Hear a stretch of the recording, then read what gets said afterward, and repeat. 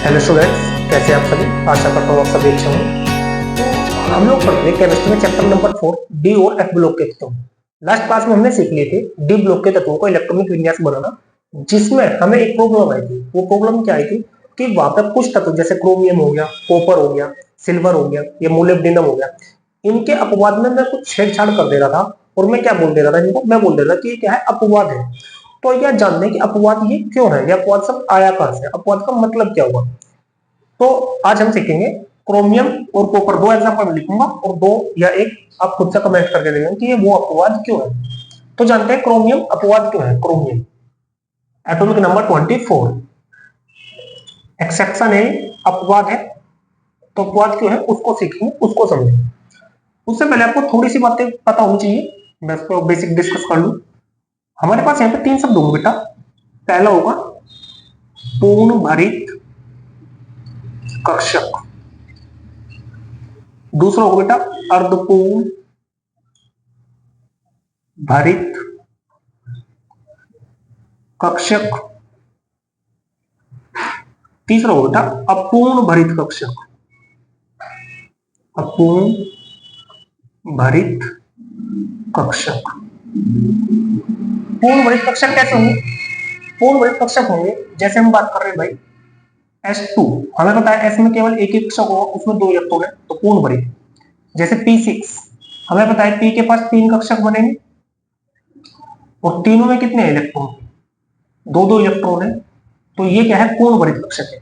Similar D10, D में कितने भाई, 5 ऑर्बिटल बनेंगे, 1 2 3 5, और 10 तो 1 2 3 4 5 6 7, हुंड के नियम अनुसार ही भरे जाएंगे भाई। वैसे मैं कैसे भी भर दे रहा यहाँ पर।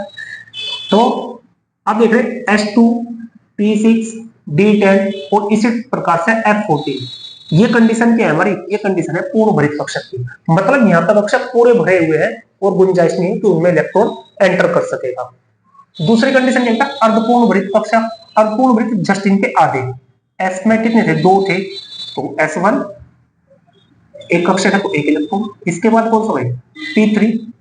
P3 में क्या होगा, तीन ऑर्बिटल बनेंगे और तीनों में क्या, एक एक इलेक्ट्रॉन एंटर करेंगे। इसके बाद D5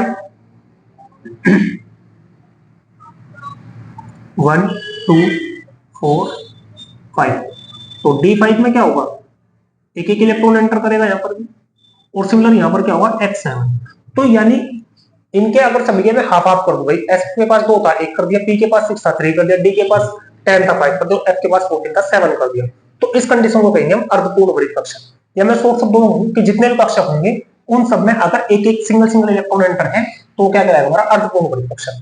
इन दो कंडीशंस को छोड़ करके, यानी इन दो कंडीशन पूर्ण भरित और अर्धपूर्ण भरित कक्षक को छोड़ करके जितनी भी सारी कंडीशन है वो सारी की सारी कैसी रहेगी, अपूर्ण भरित रहेगी। जैसे कहीं पर P1 है वो भी अपूर्ण भरित है, P2 अपूर्ण भरित है, P4 P5 अपूर्ण भरित है।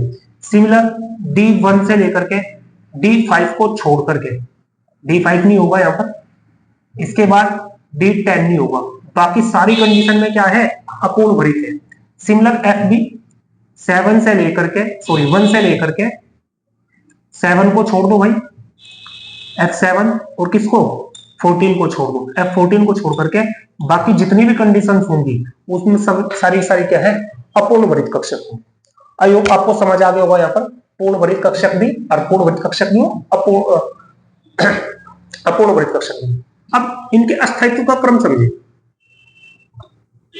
अस्थायित्व का क्रम, जो पूर्ण भरित कक्षक होंगे वो सर्वाधिक अस्थायी होंगे, सबसे ज्यादा अस्थायी होंगे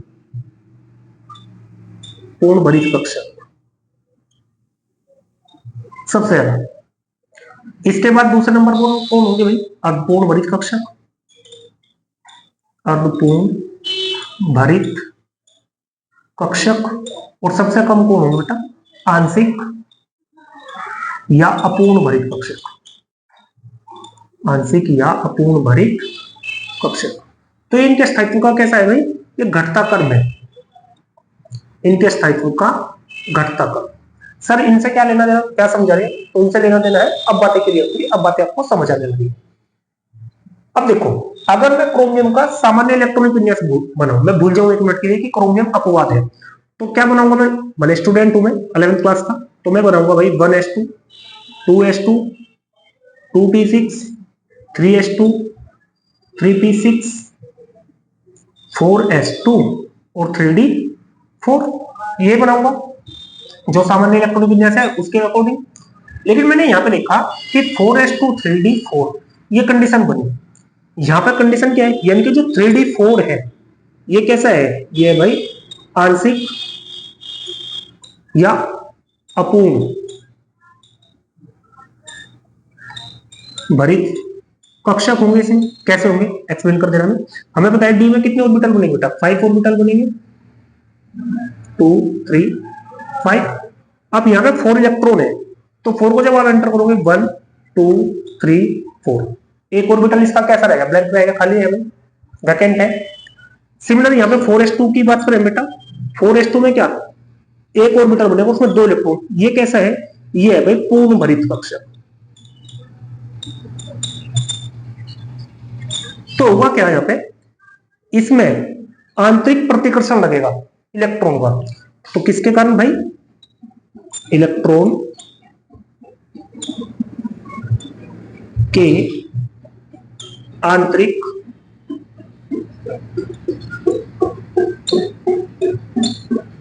प्रतिकर्षण।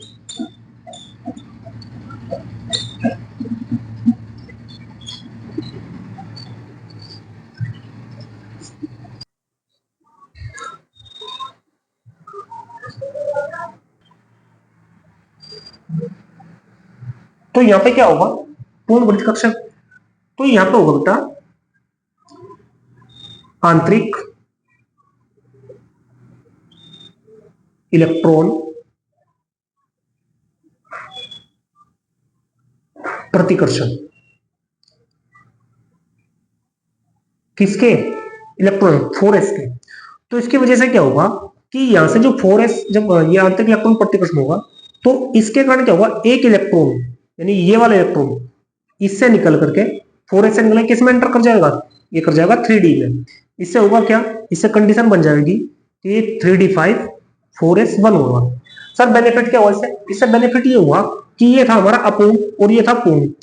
अब ये वाली कंडीशन क्या है, दोनों की अर्धपूर्ण है, अर्धपूर्ण।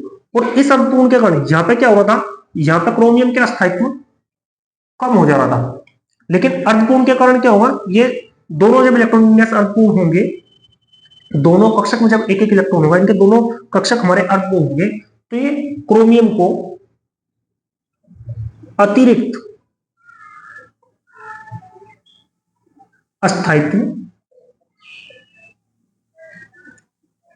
प्रदान करेंगे।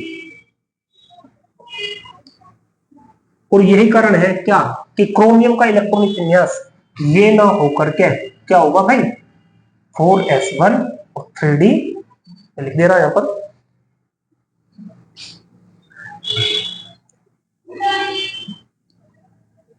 कि क्रोमियम का इलेक्ट्रॉन विन्यास क्या भाई 4s1 3d, और वो 4s से एक इलेक्ट्रॉन कहां आ जाएगा, यहां पर आ जाएगा 3d5 में। फिर काम के इसमें दो शब्द थे, कौन कौन से भाई, आंतरिक इलेक्ट्रॉन प्रतिकर्षण, यानी क्रोमियम या कॉपर या जो भी अपवाद है हमारा, उसका क्या होगा, अतिरिक्त स्थायित्व प्रदान करने के लिए आंतरिक इलेक्ट्रॉन प्रतिकर्षण होगा।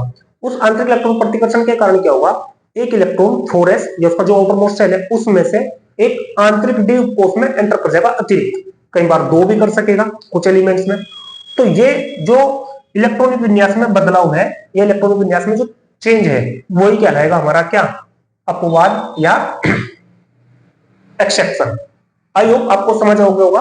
तो आप क्या करेंगे, इसी तरह से सेम, अगर हमसे कोई कॉपर का पूछ ले, तो कॉपर में क्या होगा, कॉपर में कंडीशन बनेगी बेटा, मैं यहां पे लिख देना, कॉपर में कंडीशन बनेगी हमारी 3d9 4s2, ये वाली। तो यहां पे क्या होगा, 4s तो पूर्ण भरा हुआ है, लेकिन 3d9 ये कैसा है, अपूर्ण या आंशिक पूर्ण भरा हुआ है।